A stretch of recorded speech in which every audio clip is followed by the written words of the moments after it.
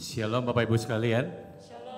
Saya undang untuk semuanya untuk bangkit berdiri, kita boleh lihat kiri kanan depan belakangnya. Kita memberikan salaman yang paling hangat, senyuman yang paling manis, katakan selamat hari Minggu. Kita hadir ke rumah Tuhan untuk satu tujuan, amin. Untuk meninggikan dan memuliakan Tuhan kita yang luar biasa.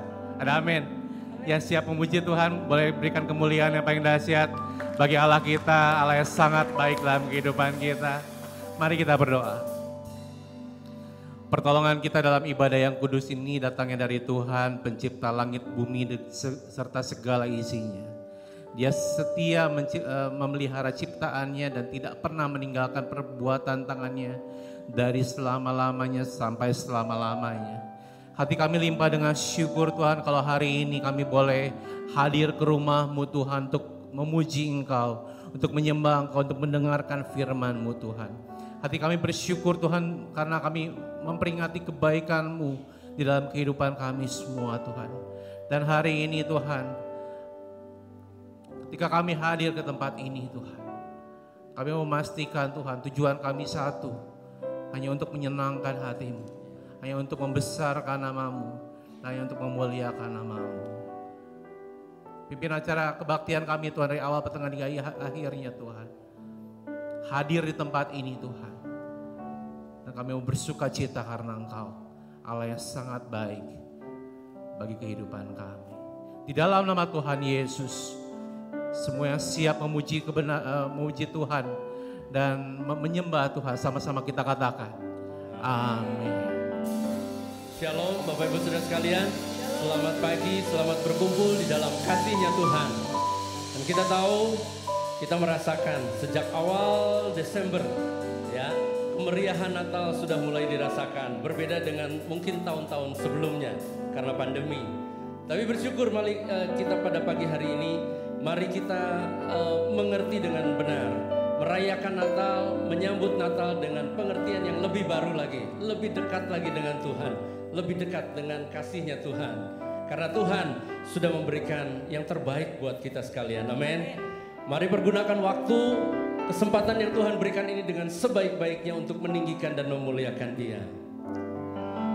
Sembah dan puji Dia, sembah dan puji Dia, sembah dan puji Dia yang Raja. Berikan tepuk tangan yang paling meriah buat Tuhan Yesus. Haleluya.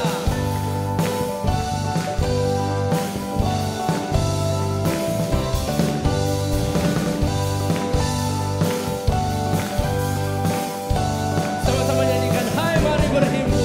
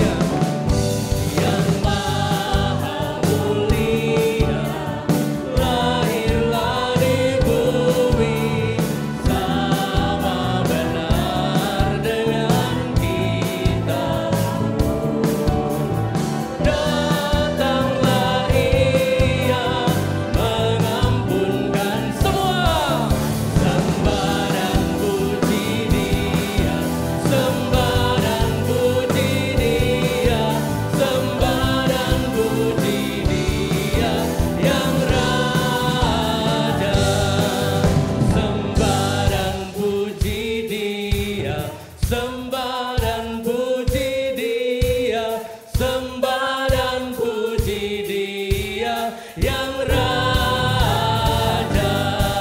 Lebih keras bagi Tuhan. Sembah dan puji Dia, sembah dan puji Dia, sembah dan puji Dia yang raja. Sembah dan puji Dia yang raja. Sembah dan puji Dia yang raja.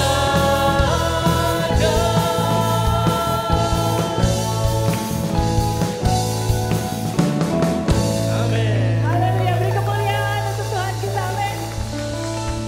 Kasihnya tidak berkesudahan. Amin saudara. Dia ada saat ini dan untuk selama-lamanya. Berkat dan rahmatnya selalu melimpah untuk kita. Amin.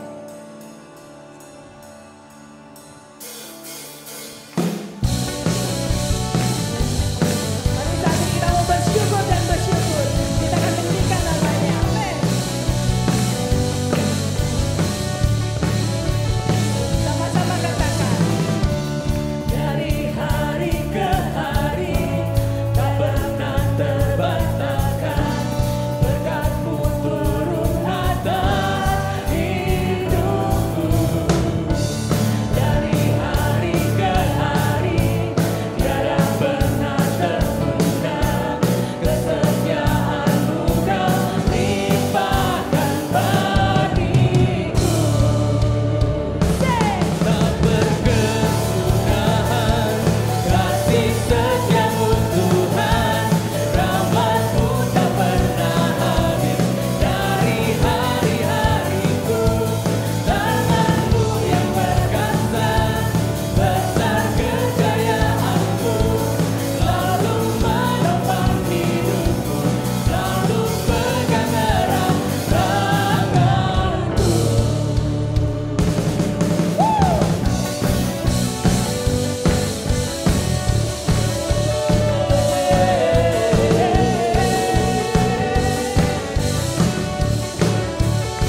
Mari kita puji Dia. Dari hari ke hari tak pernah terbantahkan, berkat-Mu turun atas hidupku. Dari hari ke hari tiada pernah tertunda, kesetiaan-Mu Kau limpahkan bagiku. Come on. Tak berkesudahan kasih setiamu Tuhan, rahmat-Mu tak pernah habis dari hari-hariku. Tangan-Mu yang perkasa, besar kejayaan-Mu, selalu menopang hidupku, selalu pegang erat tanganku. Yuk tepuk tangan sama-sama yuk.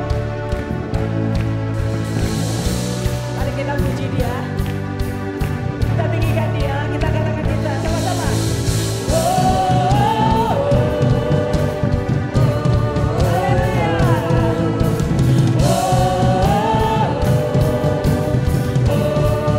Lebih keras bagi Tuhan.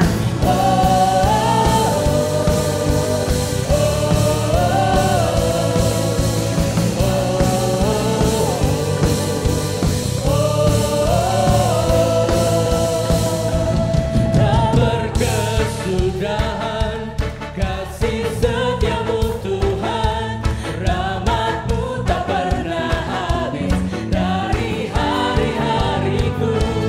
Tangan-Mu yang perkasa, besar kejayaan-Mu, selalu menopang hidupku, selalu pegang erat tanganku. Haleluya, haleluya. Amin. Tuhan yang kita sembah adalah Tuhan yang hebat. Segala perkara ajaib. Amin saudara. Amin. Firman Tuhan berkata, tidak ada yang mustahil bagi Tuhan. Segala sesuatu yang tidak mungkin, mungkin bagi Dia. Amin. Di saat kita sedang ada badai, kita ingin percaya Tuhan bisa redakan, Tuhan bisa teduhkan. Di saat segala pintu, segala jalan tertutup bagi kita, Dia sanggup bukakan buat kita, amin. Karena Dia adalah pembuat mujizat yang sejati. Amin. Mari jemaat Tuhan, engkau yang merasa, engkau yang percaya bahwa Dia Tuhan yang berkuasa atas hidupmu, Dia yang pegang hidupmu. Kita angkat pujian ini dengan segenap hati kita untuk menyatakan keagungan dan kebesaran Tuhan. Di dalam kelemahanku sempurna kuasa-Mu, hebatnya tantanganku, lebih hebat Tuhanku. Ku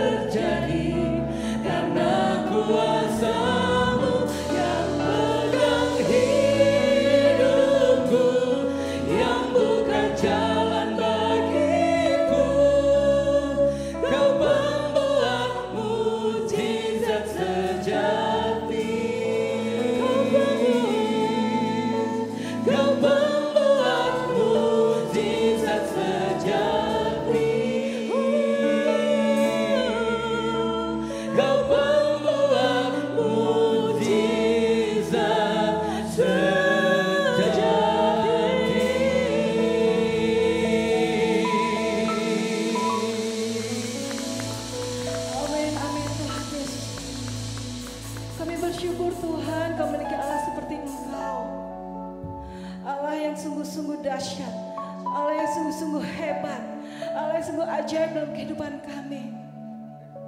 Benar Tuhan Kau adalah pembuat mujizat Tuhan Yesus. Terima kasih Bapa. Engkau sertai kami Tuhan sepanjang tahun ini Tuhan. Sekarang udah akhir tahun 2023 Tuhan, kami percaya penyertaan-Mu akan selalu ada dan selalu ada untuk kami Bapa. Terima kasih Tuhan. Engkau Allah yang menyertai kami Bapa, Engkau Allah Immanuel Bapa. Terima kasih Bapa. Haleluya. Terima kasih Bapa. Segala pujian, segala hormat, segala kemuliaan hanya untuk Engkau dan buat Tuhan Yesus. Haleluya. Amin. Silakan duduk Bapak.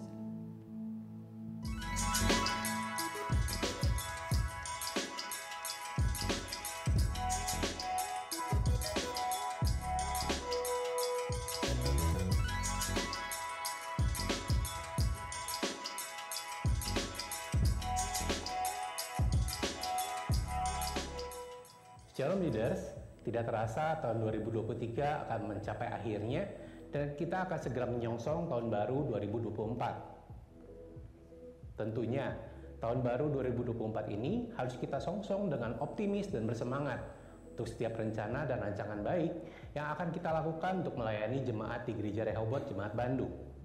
Kami mengundang Bapak Ibu, Saudara-saudara sekalian untuk hadir di Leaders Meeting yang akan diadakan 14 Desember 2023 pada pukul 18.30, di mana Bapak Gembala kita akan membagikan visi besar Gereja Rehoboth di tahun 2024 pada kita terlebih dahulu para leaders. Selain itu, kita semua juga akan mengetahui rancangan-rancangan besar dan rencana-rencana besar yang akan diadakan oleh Gereja Rehoboth untuk memfasilitasi kita para leaders. Oh iya, walaupun acara ini diadakan pada pukul 18.30, kami mengundang para leaders untuk hadir lebih awal untuk menikmati fellowship bersama melalui makan malam yang disiapkan. Makan malam mulai disajikan pada pukul 17.30. Oleh karena itu, leaders diharapkan untuk mengisi link yang sudah disiapkan di deskripsi video ini untuk memudahkan panitia menyiapkan makan malam sesuai dengan jumlah kehadiran. So, siapkan waktunya untuk kita bersama-sama berfellowship bersama, mengetahui visi besar Gereja Rehoboth di tahun 2024, dan kita makin diperlengkapi untuk melayani jemaat Tuhan di Gereja Rehoboth Jemaat Bandung. Sampai jumpa di tanggal 14 Desember 2023. Tuhan Yesus memberkati.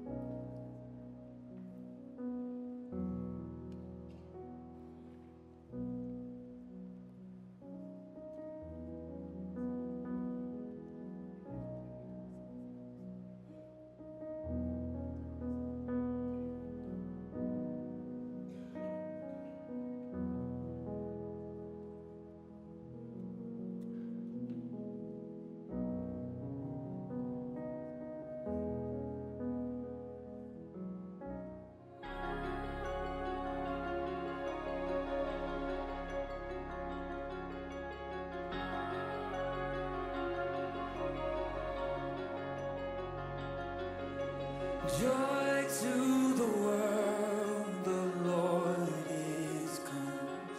Let earth receive her King. Let every heart prepare Him room, and heaven and nature sing, and heaven and nature sing, and heaven and nature sing.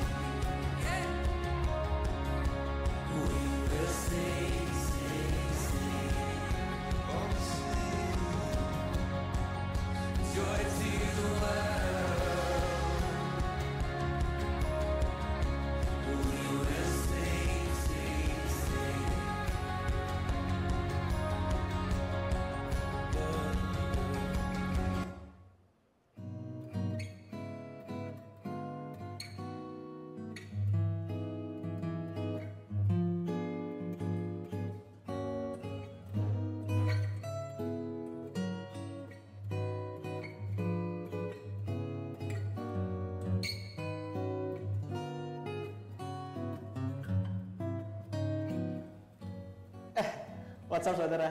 Gak kerasa ya, Paskah masih lama, tapi Natal bentar lagi. So, kami mengundang saudara semua untuk datang dalam ibadah dan perayaan Natal tanggal 25 Desember pukul 8 pagi, juga dalam ibadah penutupan akhir tahun tanggal 31 Desember pukul 8 pagi, dan ibadah awal tahun tanggal 1 Januari pukul 8 pagi. Sampai jumpa semuanya, Tuhan Yesus memberkati.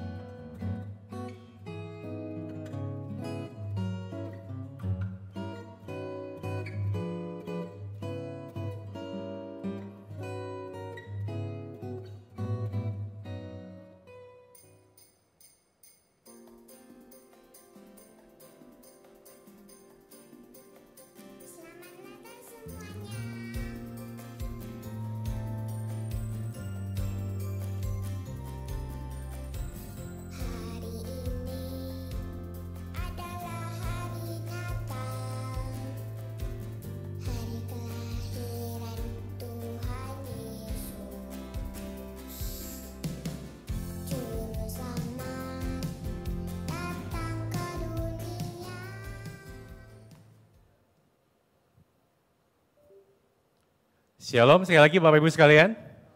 Ada sukacita di rumah Tuhan? Yang bersukacita boleh lambaikan tangannya, boleh sekali lagi kasih salam kiri kanan depan belakangnya, katakan selamat hari Minggu. Amin. Sekali lagi saya mengucapkan selamat untuk Om Yohanes dan Tante Christine yang kemarin merayakan Golden Anniversary. Sebuah perjalanan, kemarin kita dipertontonkan dengan sebuah perjalanan yang luar biasa dari Bapak dan Ibu Gembala kita, dan saya yakin kita bisa memperoleh banyak contoh baik dalam kehidupan Bapak Gembala dan Ibu Gembala dalam kehidupan kita. Semua siap untuk mendengarkan firman Tuhan? Amin. Amin, mari kita berdoa. Kami mengucap syukur Tuhan untuk pagi hari ini, kalau kami boleh memuji Engkau Tuhan, kami boleh menyembah Engkau Tuhan. Kalau sebentar lagi Tuhan kami akan mendengar Tuhan sebagian dari kebenaran firman-Mu Tuhan. Kami berdoa untuk hamba-Mu, jadikan lidah bibir hamba-Mu saluran berkat yang luar biasa. Sehingga benih firman-Mu Tuhan bisa tertanam di tanah hati kami yang gembur Tuhan. Bisa bertumbuh, bisa berbuah dengan lebat, dan firman itu bisa jadi berkat bagi banyak orang di sekeliling kami. Kami mohon Tuhan untuk hati yang siap dibentuk. Kami berdoa untuk telinga siap mendengar. Kami berdoa buat kehidupan kami yang siap menjadi berkat. Di dalam nama Tuhan Yesus kami berdoa dan mengucap syukur. Haleluya. Amin. Amin.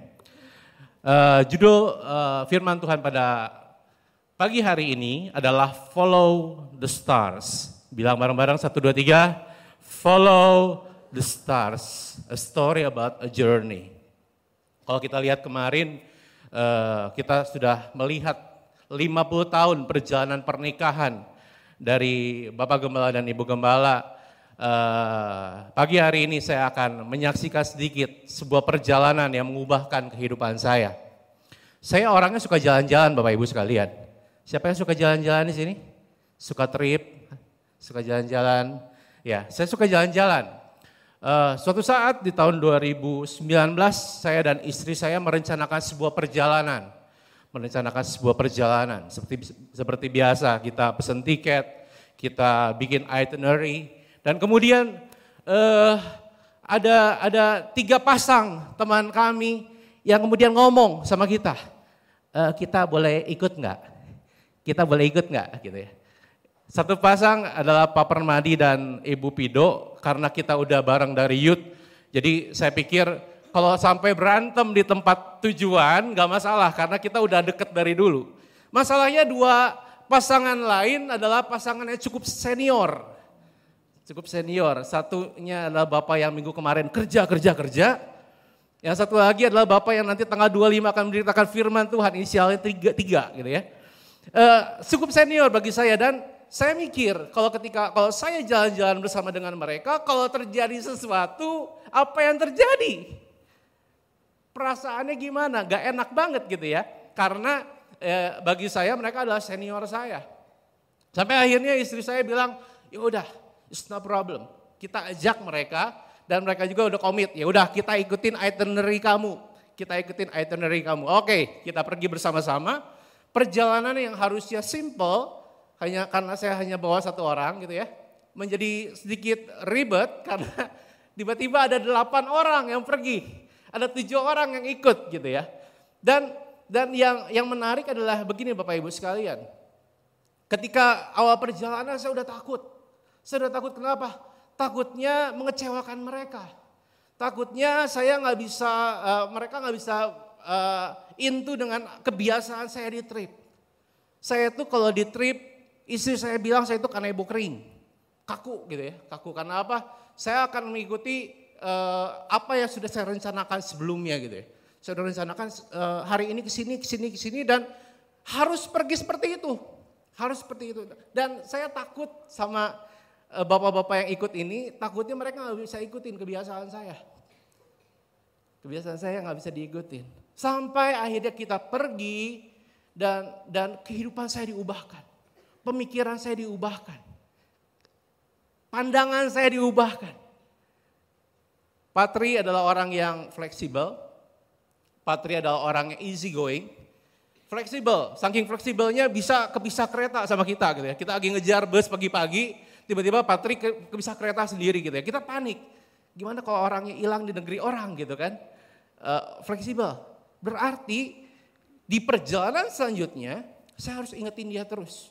Nanti satu stasiun lagi kita berhenti ya, jangan main-main ke tempat yang aneh-aneh gitu ya. Karena kita harus turun bareng-bareng, kita harus pergi bareng-bareng. Patri orang yang fleksibel. Dan itu mengubahkan saya harus ingetin terus. Nanti kita harus turun ya di sini ya. Nanti setelah ini kita akan ke tempat ini ya. Jadi dia juga ngeh lagi, oh iya saya harus pergi ke tempat yang lain setelah ini gitu ya.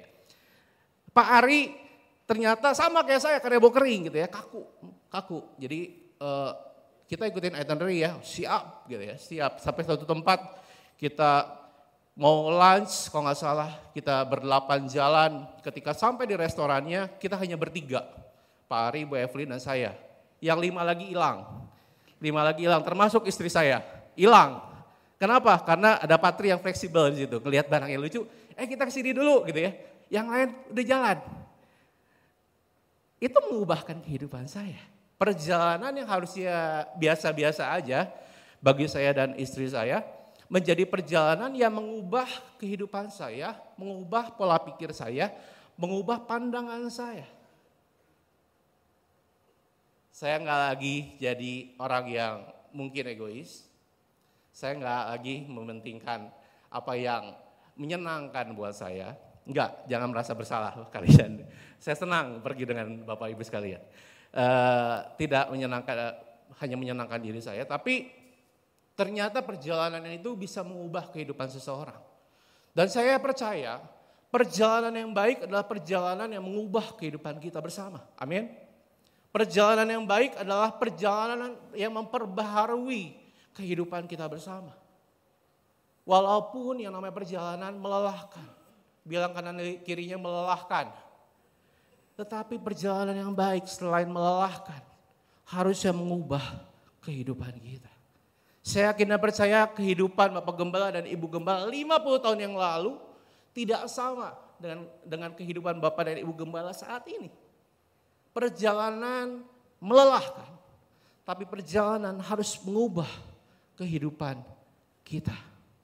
Sama seperti kita sudah di penghujung 2023, gak kerasa perjalanan kita akan ditutup di tahun ini. Kita sudah mempersiapkan sesuatu yang namanya apa buat tahun 2024? Resolusi. Kita harus sudah memikirkan kita mau jadi seperti apa di tahun depan. Kehidupan seperti apa yang kita inginkan di tahun depan. Kehidupan seperti apa yang ingin kita capai di tahun depan. Resolusi saya dari 8 tahun yang lalu sama, kurus. Tapi gak kejadian-kejadian. Kurus, sampai ada seorang tante di KU1, saya akan ceritakan lagi. Setiap tahun nanya, Stephen, resolusi kamu apa? Kurus tante, gitu ya. Oke siap, gitu ya. Awal tahunnya ditanya lagi, Stephen, resolusi kamu apa? Kurus tante, siap. Sampai 7 tahun dia nanya, saya nggak kurus-kurus. Dan kemudian saya berpikir, Bapak Ibu sekalian, apa yang salah dengan perjuangan saya untuk jadi kurus gitu ya. Saya makan udah gak aneh-aneh. Olahraga rutin. Setiap pagi saya bangun 4:30 buat jalan pagi. Apa yang salah sama kehidupan kita? Apa yang salah dengan resolusi saya sampai gak kejadian-kejadian? Ternyata kesalahan saya satu, Bapak Ibu sekalian. Ketika saya bikin resolusi di awal tahun, saya tidak mengevaluasi resolusi saya di akhir tahun.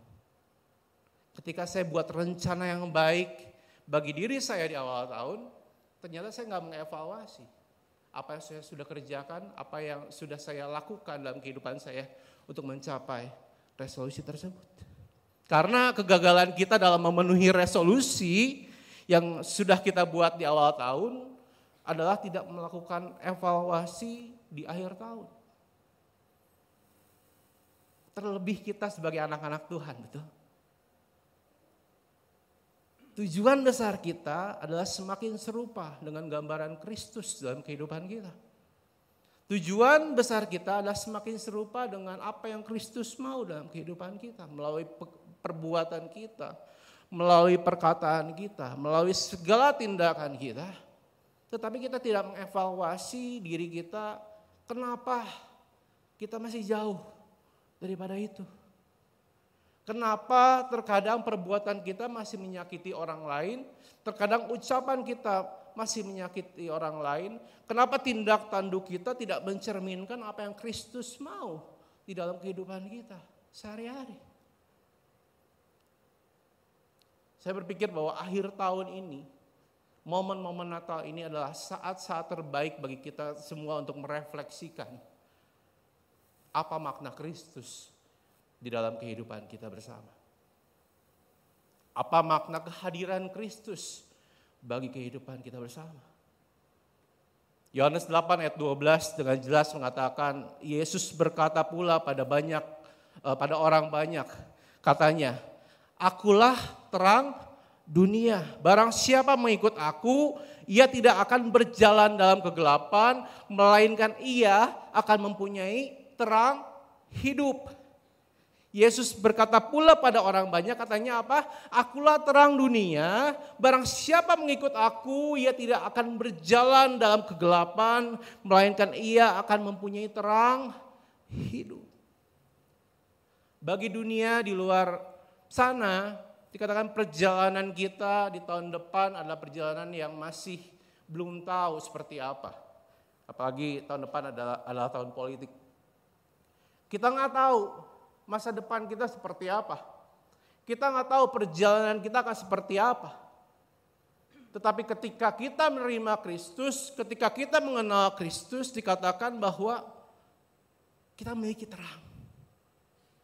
Dan ketika kita memiliki terang, harusnya bukan kita aja yang bisa melewati perjalanan kita dengan sukacita, tetapi kita bisa berbagi terang itu sama orang-orang di sekitar kita. Katakan amin. Dan bulan Desember ini kita akan banyak belajar mengenai bagaimana kehidupan kita sebagai orang Kristen untuk menghadapi kehidupan kita sehari-hari. Kalau minggu kemarin Bapak Pendeta Arianto sudah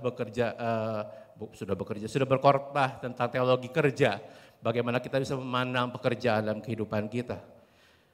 Minggu depan Ibu Evelyn akan memberitakan tentang teologi sabatikal.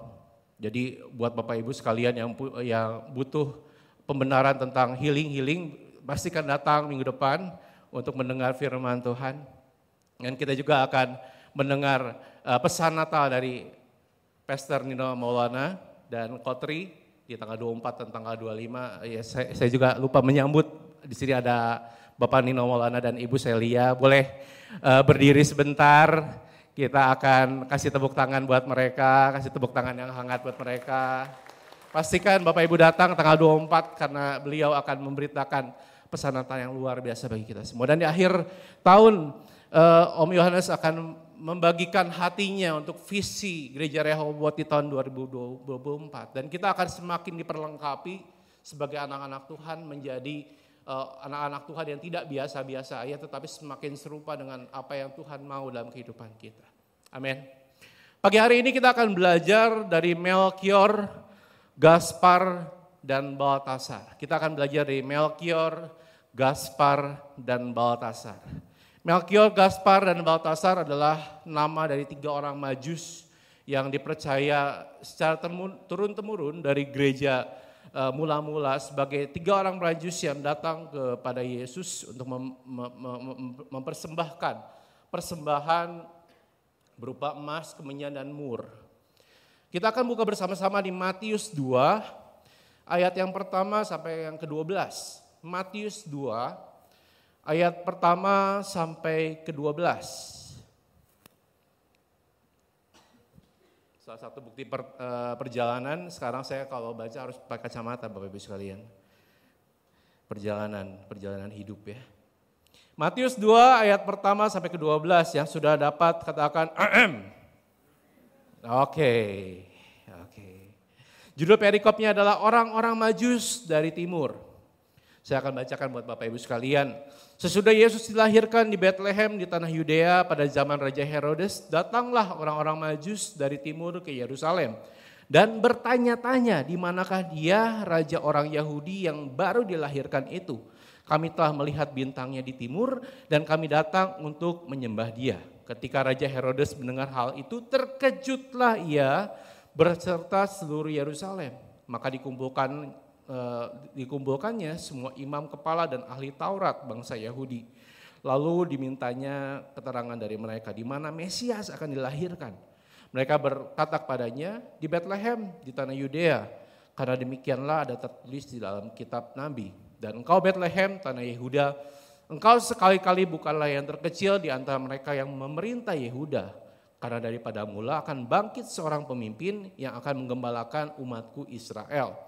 Lalu dengan diam-diam Herodes memanggil orang-orang Majus itu dan dengan teliti bertanya pada mereka, bila mana bintang itu nampak. Kemudian ia menyuruh mereka ke Bethlehem, katanya, pergi dan selidikilah dengan seksama hal-hal mengenai anak itu. Dan segera sesudah kamu menemukan dia, kabarkanlah padaku supaya aku pun datang menyembah dia. Setelah mendengar kata-kata raja itu, berangkatlah mereka dan lihatlah bintang yang mereka lihat di timur itu mendahului mereka hingga tiba dan berhenti di atas tempat di mana anak itu berada. Ketika mereka melihat bintang itu, sangat bersukacitalah mereka, maka masuklah mereka ke dalam rumah itu dan melihat anak itu bersama Maria, ibunya, lalu sujud menyembah dia. Mereka pun membuka tempat harta bendanya dan mempersembahkan persembahan kepadanya, yaitu emas, kemenyan, dan mur. Dan karena diperingatkan dalam mimpi supaya jangan kembali kepada Herodes, maka pulanglah mereka ke negerinya melalui jalan lain. Nah, Bapak Ibu sekalian, di Matius 2 ayat 1-12 ini menceritakan tentang kehadiran orang-orang Majus ke tanah Yehuda ketika Yesus dilahirkan.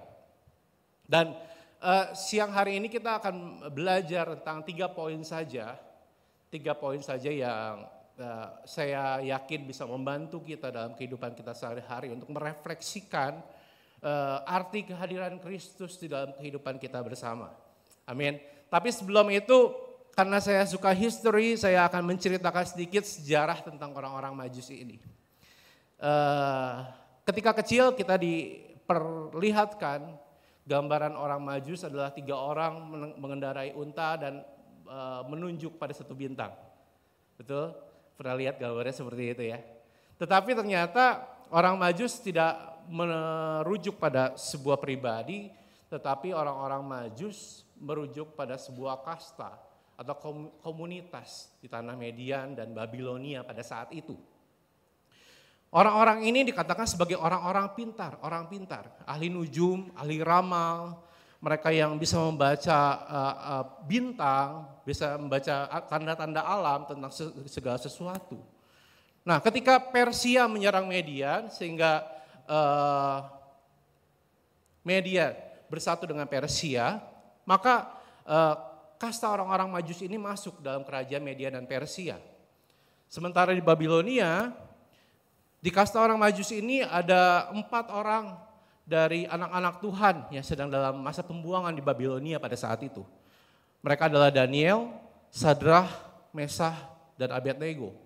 Mereka adalah orang-orang pintar, mereka adalah orang-orang yang dianugerahi kepintaran luar biasa dan mereka menjadi kepercayaan dari pimpinan kerajaan Babilonia pada saat itu. Dan kemudian ketika Media dan Persia menyerang Babilonia dan kemudian mereka merebut Babilonia, maka kasta Majus di Babilonia ini melebur menjadi satu dengan kasta Majus dari negara Media.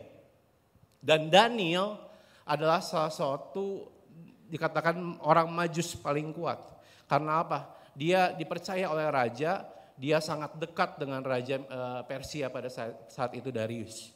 Dan kemudian terjadilah peristiwa lubang singa ketika Daniel menolak untuk tidak beribadat pada Tuhannya dan dimanfaatkan oleh orang-orang pintar selain dia di sekeliling Raja Darius untuk menjerumuskan Daniel ke dalam lubang singa.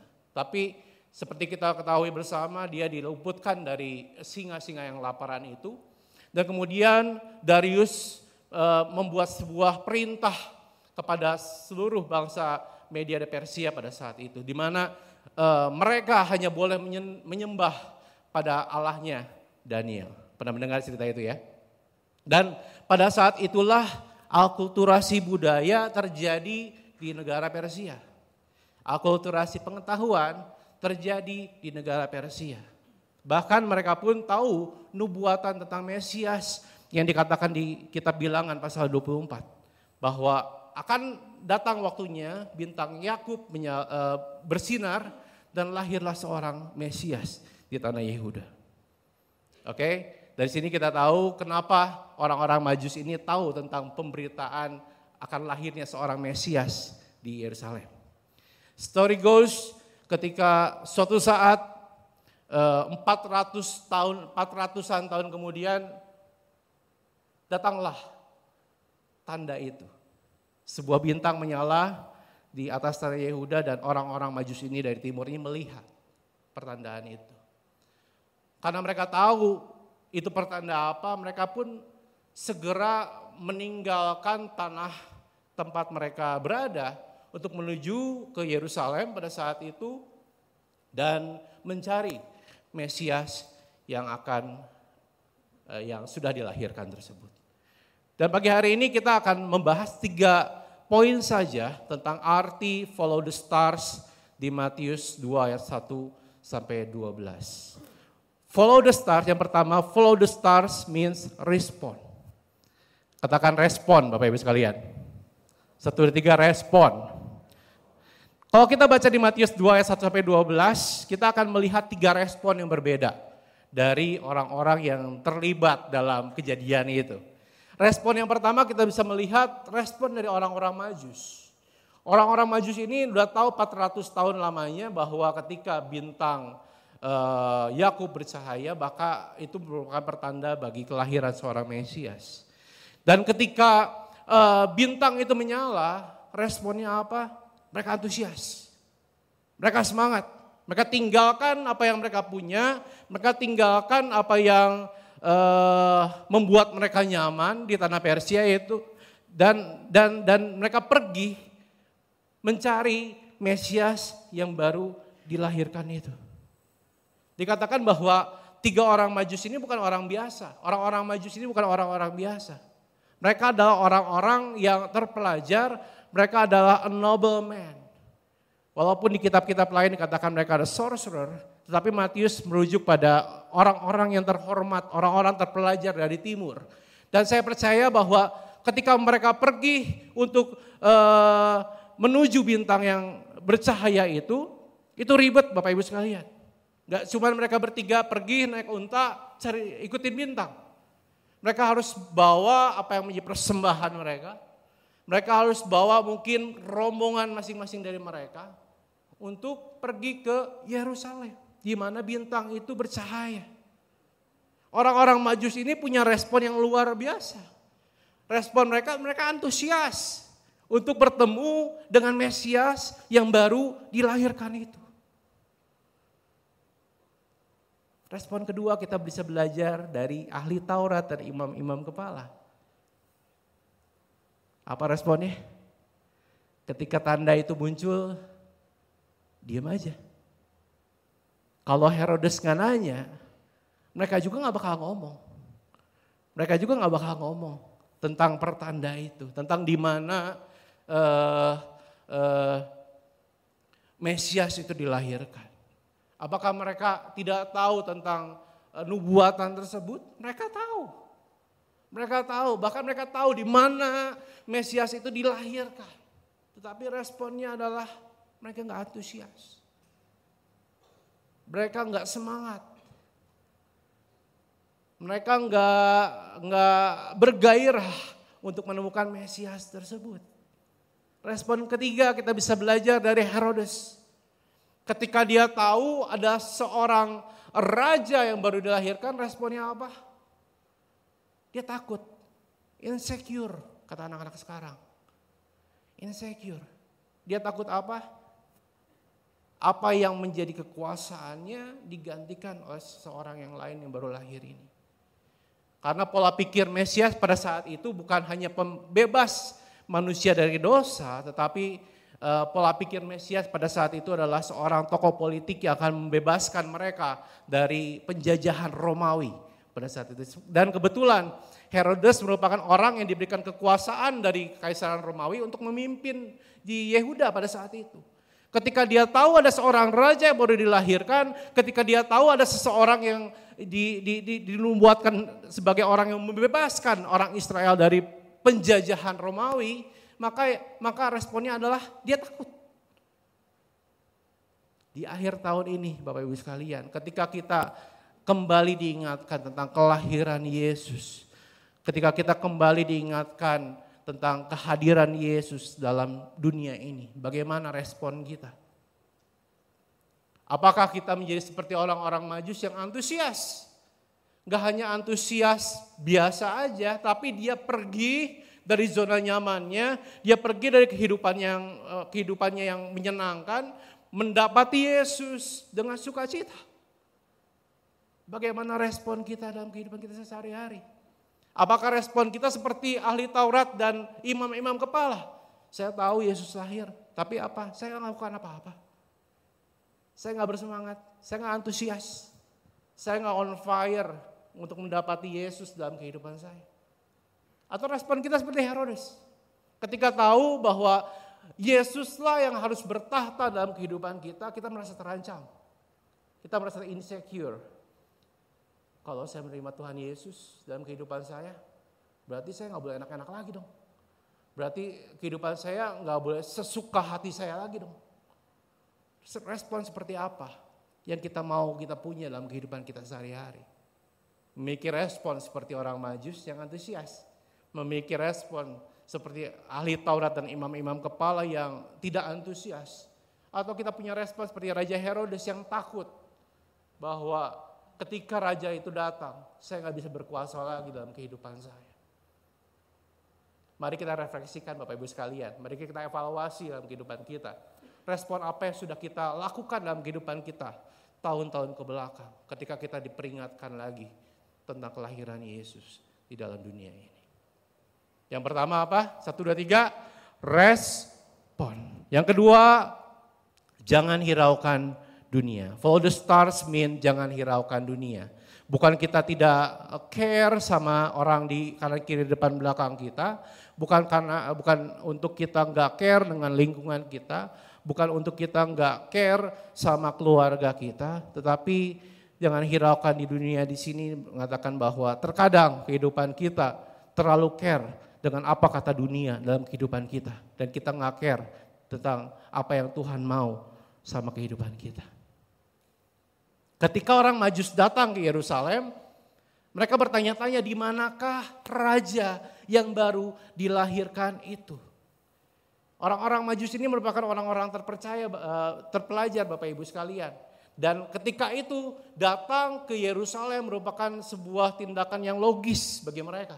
Karena apa? Yerusalem pada saat itu merupakan pusat pemerintahan dari Israel, dari Yehuda pada saat itu. Dan datang ke Yerusalem merupakan sebuah tindakan logis yang memang wajar dilakukan oleh orang-orang Majusi ini. Karena nubuatannya jelas ada seorang raja yang baru dilahirkan, seorang Mesias yang baru dilahirkan. Tetapi ketika imam-imam kepala dan orang-orang dan kepala rumah ibadah berkata bahwa yang Mesias akan dilahirkan di sini. Mesias dilahirkan di Bethlehem, di tanah Yudea, karena sudah tertulis dalam kitab para nabi, dikatakan bahwa Bethlehem sekali-sekali tidak menjadi yang terkecil di antara mereka. Yang logis menurut dunia terkadang tidak menurut Tuhan. Yang masuk akal menurut dunia terkadang tidak begitu menurut Tuhan.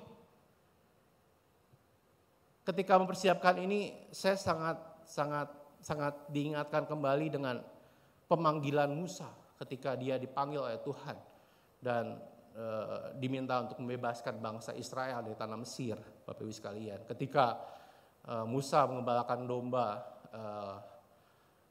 mertuanya, tiba-tiba ada semak yang menyala tapi tidak terbakar.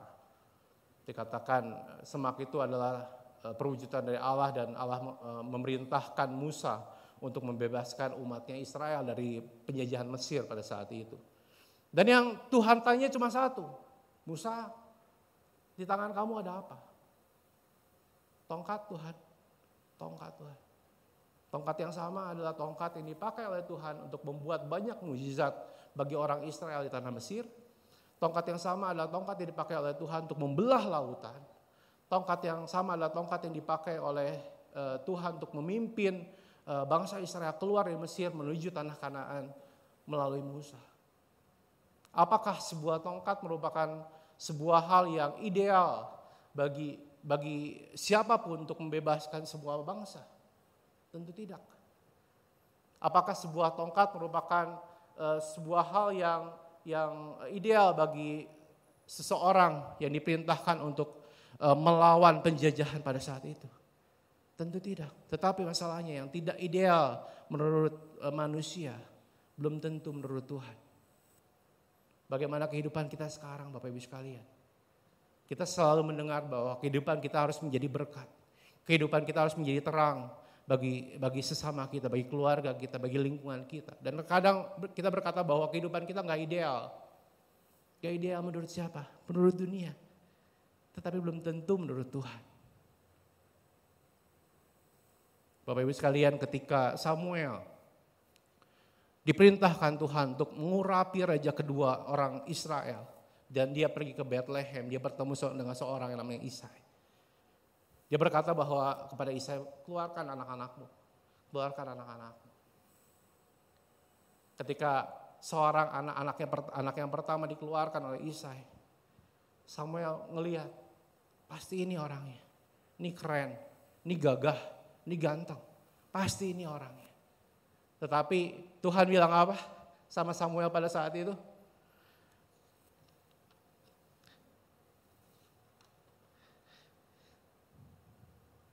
Tuhan berkata begini pada Samuel pada saat itu, janganlah pandang parasnya atau perawakan yang tinggi, sebab aku telah menolaknya. Bukan yang dilihat manusia, yang dilihat Allah.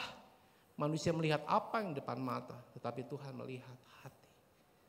Manusia melihat apa yang kelihatan bagus menurut dia, tetapi Tuhan melihat jauh lebih dalam daripada itu. Orang-orang Majus pada saat itu berpikir bahwa telah lahir seorang yang akan membebaskan orang Israel dari penjajahan Romawi. Tetapi Tuhan lebih daripada itu. Gak cuman orang Israel dibebaskan dari bangsa Romawi, tetapi Tuhan hadir di dunia, Yesus hadir di dunia untuk membebaskan kita dari perbudakan dosa.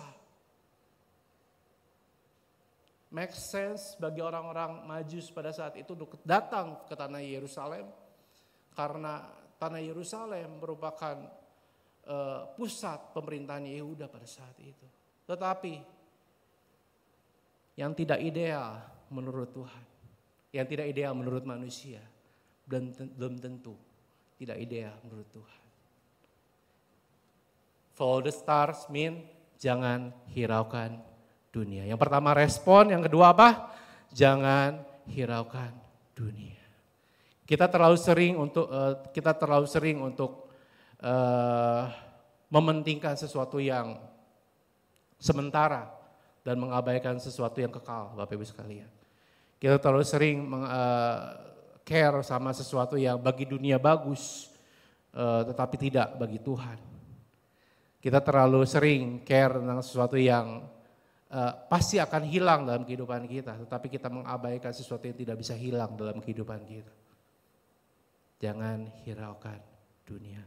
Yang ketiga, follow the stars means terkoneksi dengan Tuhan. 1, 2, 3 katakan bersama-sama, terkoneksi dengan Tuhan. Kejadian menariknya adalah sebelum berjumpa dengan bayi Kristus, orang-orang Majus ini kebingungan untuk mencari Sang Mesias.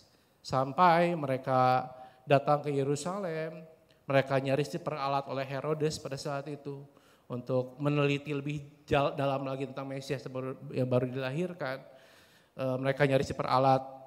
Herodes bilang, kalau udah ketemu balik lagi ke saya datang buat nyembah dia. Dan kita tahu bersama apa yang dilakukan Herodes pada saat itu. Herodes memerintahkan untuk anak-anak di bawah umur 2 tahun dibunuh. Dan kalau Bapak Ibu sekalian berpikir bahwa yang dilakukan Herodes itu hanya ini saja, kita salah besar. Karena ternyata Herodes tidak hanya membunuh anak-anak yang berusia di bawah 2 tahun, tetapi Herodes juga membunuh 3 anaknya sendiri. Dan Herodes membunuh istrinya sendiri. Karena takut kehilangan tahtanya, karena takut kehilangan kekuasaannya. Yang menarik adalah ketika orang Majus bertemu dengan Yesus, dengan Mesias, orang Majus nggak pulang dengan cara yang sama. Amin. Orang Majus nggak kembali dengan jalan yang sama. Saya sedikit baca kemarin dikatakan bahwa kebiasaan orang-orang zaman dulu atau kebiasaan dari kita adalah kita pulang sesuai dengan rute kita pergi.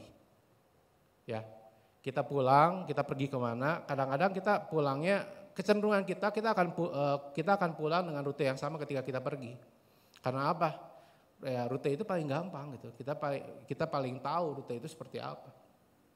Tetapi ketika orang-orang Majus ini bertemu dengan Yesus, mereka pulang dengan jalan yang lain. Karena apa? Setelah bertemu dengan Kristus, mereka mendapatkan mimpi bahwa mereka nggak boleh pulang dengan cara yang sama. Mereka nggak boleh pulang dan datang ke Herodes untuk mengatakan bayi itu ada di mana.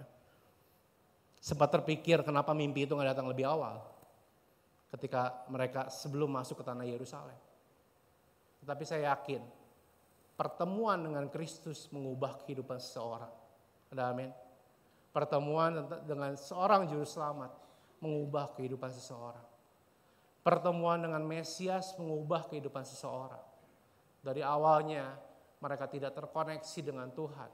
Mereka menjadi orang-orang yang terkoneksi dengan Tuhan. Dikatakan pada saat itu mereka melalui mimpinya dikatakan harus pulang melalui jalan yang lain. Dan hal itu merupakan bukan hal yang sulit bagi mereka karena mereka merupakan ahli perbintangan. Mereka tahu navigasinya kemanapun mereka harus pulang melalui jalan yang lain. Mereka adalah ahli astronomi, ahli perbintangan, dan bukan masalah bagi mereka untuk pulang tidak sesuai dengan jalan pulang seperti mereka datang.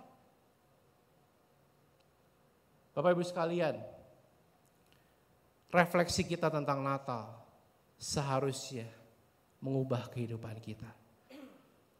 Refleksi kita tentang Natal seharusnya mengubah pola pikir kita, pola kehidupan kita, dan cara kehidupan kita. Follow the stars mean yang pertama apa? Respon. Follow the stars mean jangan hiraukan dunia. Follow the stars mean terkoneksi dengan Allah. Follow the stars bukan bicara bagaimana kita tampak baik dengan hadir di gereja tiap minggu, tetapi follow the stars bicara bagaimana kehidupan kita menjadi dampak yang baik bagi lingkungan kita, tempat kita belajar mungkin, tempat kita bekerja, terlebih lagi kehidupan kita menjadi dampak yang baik untuk mengubahkan keluarga kita. Saya hobi pakai baju hitam, kenapa? Karena saya tampak kurus. Tetapi tahukah Bapak Ibu sekalian, ketika saya sudah aman pakai baju hitam ini gak akan menjadi dampak apa-apa dalam kehidupan saya. Saya akan tetap ayo katakan saja, gak usah ragu-ragu, gemuk ya. Saya akan tetap gemoy ya. Kalau saya hanya menjadikan baju hitam ini merupakan tampak saja dalam kehidupan saya nggak akan care tentang sesuatu yang berdampak baik dalam kehidupan saya. Saya akan tidak olahraga, saya akan makan makanan yang enak terus, saya akan hidup semau saya. Kalau baju ini udah mulai kekecilan, tenang, saya akan beli baju hitam yang lebih besar lagi. Ya, tetapi itu tidak akan mengubah kehidupan saya, itu akan menghancurkan kehidupan saya. Tetapi ketika saya mau punya dampak yang baik untuk kesehatan saya, seharusnya baju hitam ini gak akan menjadi penghalang bagi kehidupan saya untuk hidup sehat. Untuk hidup lebih fit lagi, untuk jaga makanan saya. Karena apa? Terkadang manusia sibuk dengan sesuatu yang nampaknya baik, tetapi belum tentu yang nampaknya baik itu punya dampak yang baik di dalam kehidupan kita. Semoga akhir tahun ini kita punya evaluasi dalam kehidupan kita. Bagaimana kita meresponi kehadiran Kristus di dalam kehidupan kita. Ada amin? Kita berikan kemuliaan bagi Tuhan kita. Mari kita berdoa. Kami mengucap syukur Tuhan untuk kebaikan-Mu Tuhan dalam kehidupan kami. Sepanjang kehidupan kami Kau sangat baik Tuhan. Kalau kami udah tiba Tuhan di penghujung tahun 2023 ini Tuhan, kami akan menghadapi perjalanan kami yang baru di tahun 2024. Kami berdoa Tuhan supaya Engkau mengubahkan hati kami, Engkau mengubahkan pikiran kami, sehingga kami bisa berjalan seperti apa yang Engkau mau, kami bisa bertindak seperti apa yang Engkau mau, kami bisa berkata-kata seperti apa yang Engkau mau, kami bisa berjalan seperti apa yang Engkau mau dalam kehidupan kami. Dan sungguh Tuhan, kami mengucap syukur untuk kehadiran-Mu yang luar biasa dalam kehidupan kami. Biar perjalanan kehidupan kami jadi lebih bermakna Tuhan dengan Engkau di dalam kehidupan kami. Biar Engkau yang menguasai hati kami, Engkau yang menguasai pikiran kami dari sekarang sampai selama-lama. Di dalam nama Tuhan Yesus, kami berdoa mengucap syukur, dan yang percaya sama-sama kita katakan, amin. Ya, puji Tuhan, saudara, kita sudah mendengar firman Tuhan yang jelas sekali ya. Jangan beli baju hitam dengan nomor yang lebih besar. Tapi yang penting adalah atur diet kita supaya badannya kurus.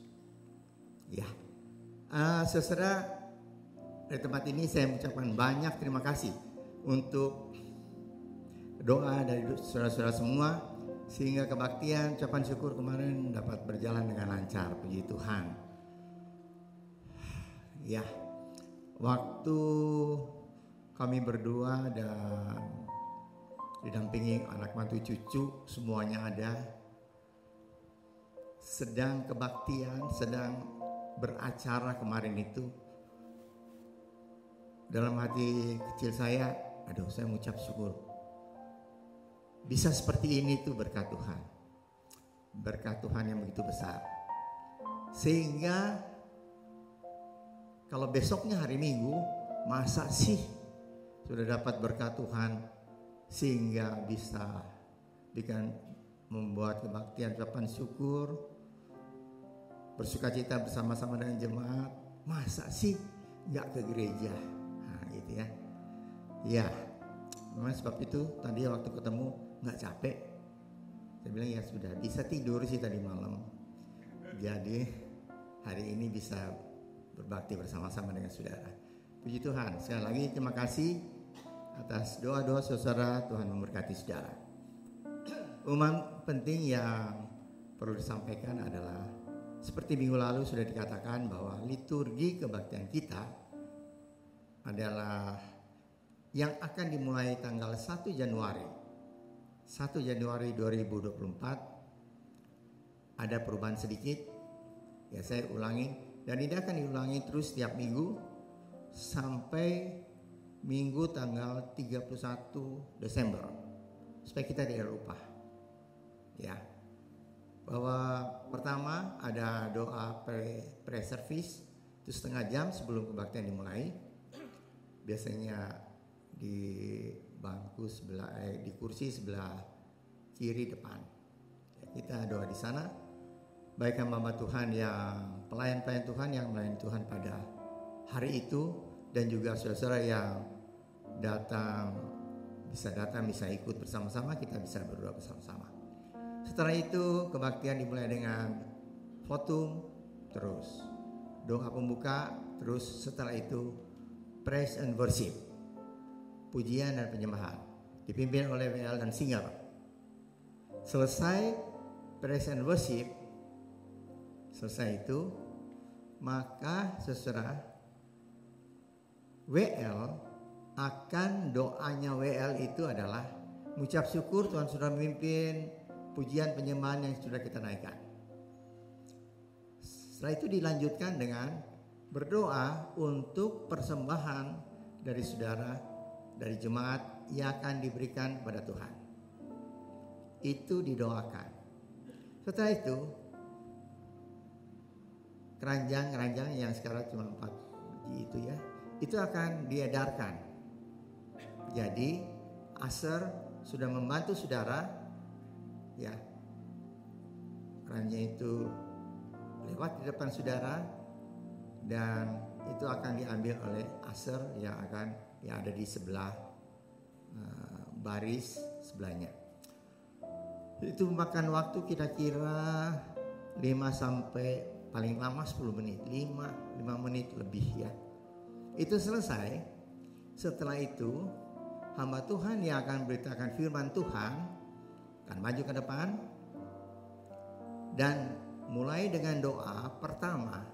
Yang didoakan adalah persembahan yang saudara berikan pada Tuhan, mengucap syukur bahwa kita jemaat dapat memberikan persembahan kepada Tuhan.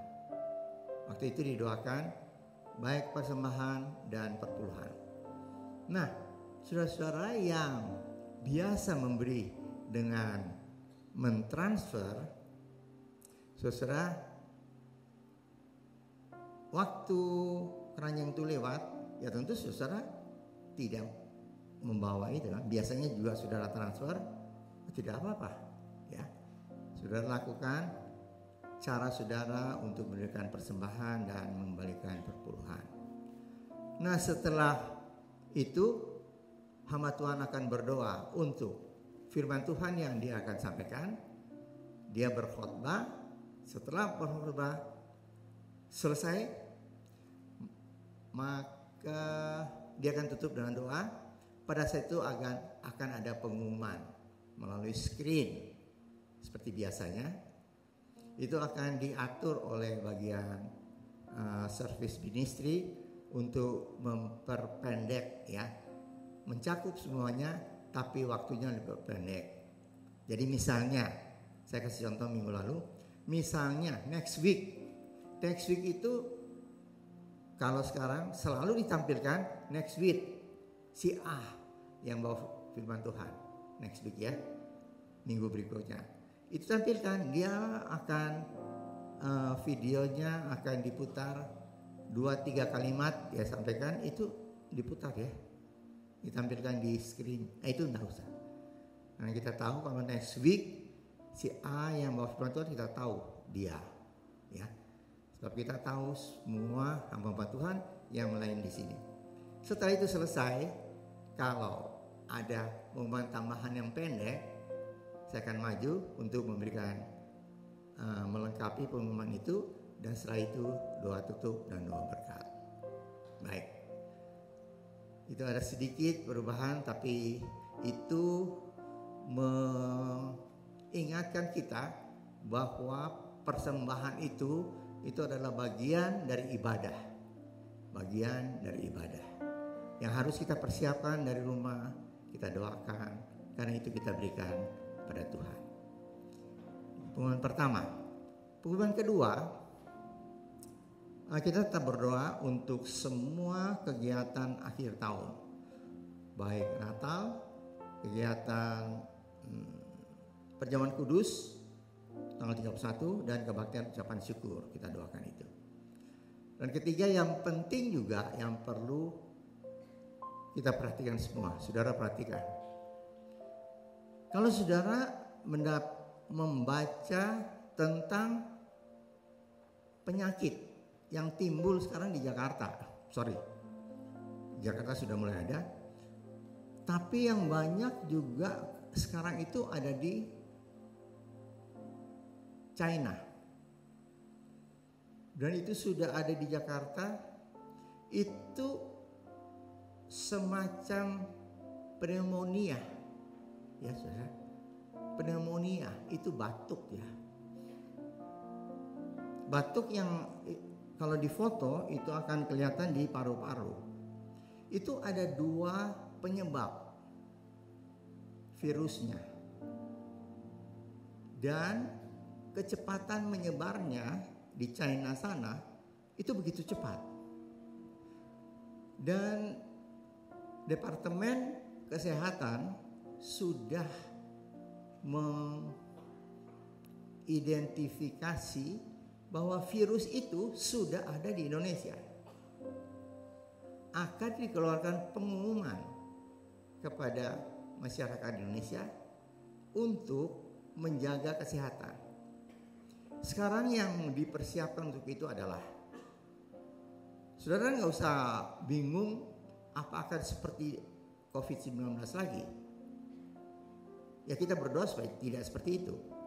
Tapi sekarang untuk menjaga dianjurkan, memang belum dipublikasikan, tetapi sudah dianjurkan dari surat edaran supaya masyarakat kalau ada batuk sedikit itu pakai masker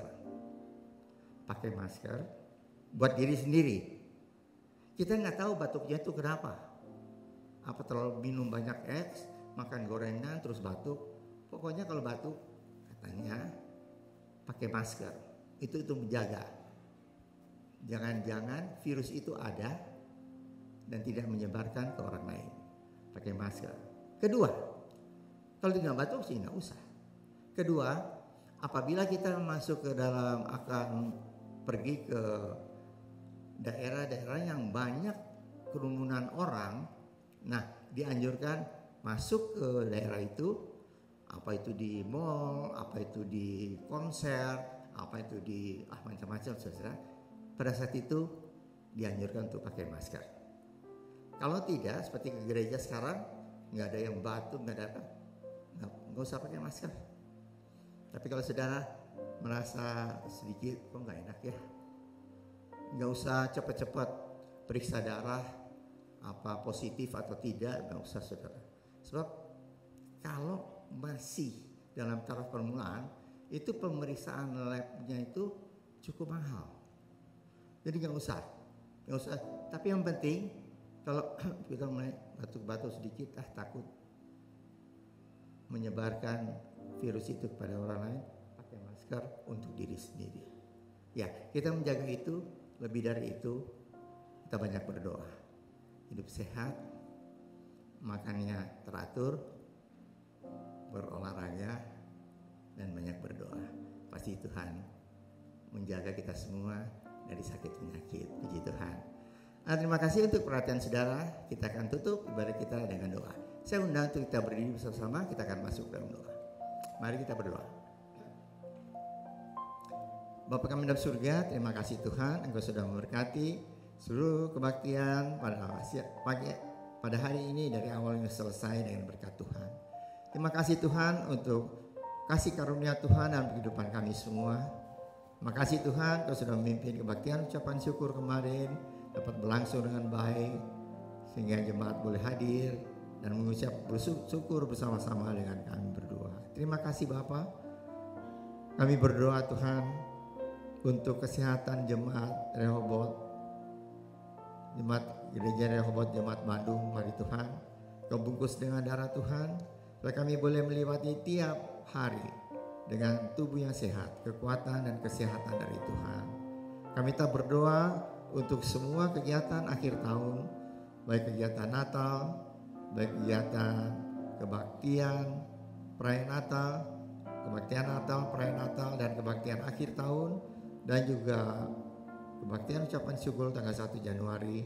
Mari Tuhan Kau memimpin semuanya supaya kami boleh masuk dalam tahun 2024 dengan satu ucapan syukur karena Tuhan senantiasa melindungi kami. Kami tak berdoa untuk pemerintah kami yang tengah mempersiapkan diri untuk pesta demokrasi pada bulan Februari tahun depan. Mari Tuhan, kami berdoa untuk TNI Polri yang menjaga keamanan. Kami berdoa untuk para calon Tuhan, 3 calon ini supaya mereka Tuhan boleh bersaing dengan tenang. Dan Tuhan, siapapun yang terpilih itu adalah orang yang Kau pilih sendiri untuk memimpin bangsa dan negara kami menjadi negara yang makin maju dalam tahun yang akan datang. Kami berdoa Tuhan untuk persembahan dan perpuluhan yang diberikan oleh jemaat. Berkati dengan berkat-Mu dari surga, karena kami memberi yang terbaik. Karena Tuhan sudah memberikan yang terbaik oleh kami, yaitu keselamatan dan hidup yang kekal. Kami akan masuk dalam minggu yang baru. Percaya kami berjalan bersama dengan Tuhan. Engkau menyertai kami, berkati kami semua dalam usaha pekerjaan kami, rumah tangga kami masing-masing, sekolah dan kuliah anak-anak kami semua. Dan kami percaya Engkau tidak pernah meninggalkan kami, dan minggu depan kami ada di rumah Tuhan untuk mengucap syukur atas berkat Tuhan. Kami percaya Engkau sudah mendengar doa kami yang kami naikkan dalam nama Tuhan Yesus Kristus yang menjadi juru selamat kami yang hidup. Saudara yang dikasihi oleh Tuhan, angkatlah tangan saudara untuk menerima berkat Allah. Arahkan hati saudara kepada Tuhan dan hadirat-Nya. Maka berkat Allah memenuhi hidup saudara. Berkat Allah memenuhi keluarga saudara. Berkat Allah memenuhi kesehatan saudara. Berkat Allah memenuhi pekerjaan saudara. Dan jadilah berkat dimanapun saudara berada. Dan saudara terimalah berkat dari Allah Bapa, kasih karunia dan damai sejahtera dari Tuhan Yesus Kristus dan persekutuan Allah Roh Kudus menyertai saudara sekalian mulai hari ini sehingga Maranatha, Tuhan Yesus datang kembali. Amin. Bapa, terima kasih. Bapa, terima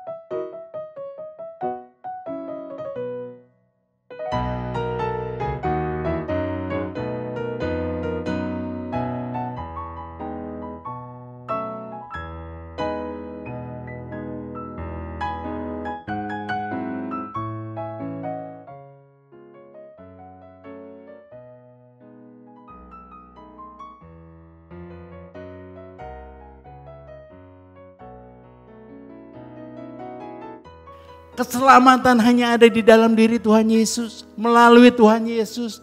Karena Dia adalah jalan kebenaran dan hidup. Tapi berapa banyak orang yang respon dan mau terima Tuhan Yesus dengan kerendahan hati, dengan satu kesadaran bahwa dia sungguh-sungguh memerlukan juru selamat. Dalam hidup kita ada banyak pekerjaan, ada banyak kegiatan yang kita kerjakan sehari-hari.